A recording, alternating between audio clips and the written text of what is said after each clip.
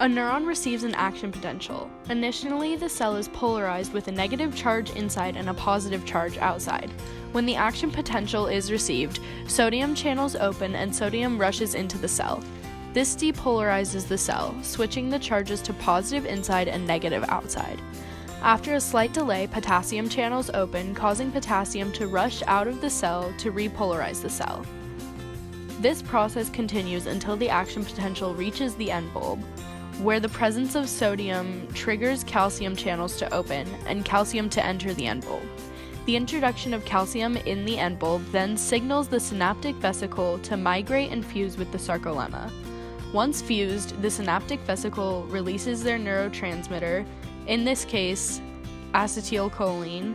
Once acetylcholine enters the neuromuscular junction, it binds with acetylcholine receptors on the muscle cell. While this is happening, the sodium-potassium pump in the neuron is pumping 3 sodium out of the cell for every 2 potassium that enter, again reversing the charges. Calcium is then pumped out of the end bulb and the cell returns to its presynaptic state. The presence of acetylcholine increases membrane permeability to sodium ions, which are the pink triangles. Sodium then enters the muscle cell and depolarizes it. To repolarize, potassium, the purple squares, are rushed out. The presence of sodium triggers calcium channels that line the sarcoplasmic reticulum to open and diffuse into the cell. As calcium diffuses through the cell, it binds to troponin, which is on the thin filament. The actin is the skewer, the tropomyosin is the blue string around the skewer, and the troponin is the red licorice pieces on the blue string. The binding between troponin and calcium causes both troponin and tropomyosin to change shape, which reveals the binding site on the actin. This is represented by the small red tacks on the thin filament. Myosin in the thick filament, represented by the blue straws, is already in the Cox position from the last muscle contraction and contains 1 ADP molecule and 1 phosphate.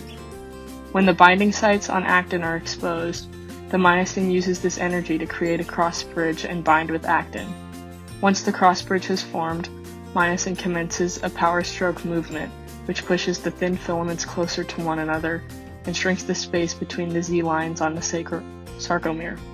Once the myosin has completed its motion, it binds with another ATP molecule that will return it to the cocked position so that it can repeat the process until the muscle stops contracting. A muscle begins the relaxation process when the acetylcholine enzyme is introduced in the neuromuscular junction. Acetylcholine esterase breaks down the acetylcholine, and the absence of the neurotransmitters triggers the muscle to begin the relaxation process. Sodium and potassium go through the sodium-potassium pump to repolarize the cell. The repolarization triggers calcium to be actively transported back into the sarcoplasmic reticulum, which decreases the calcium ion concentration of the sarcoplasm.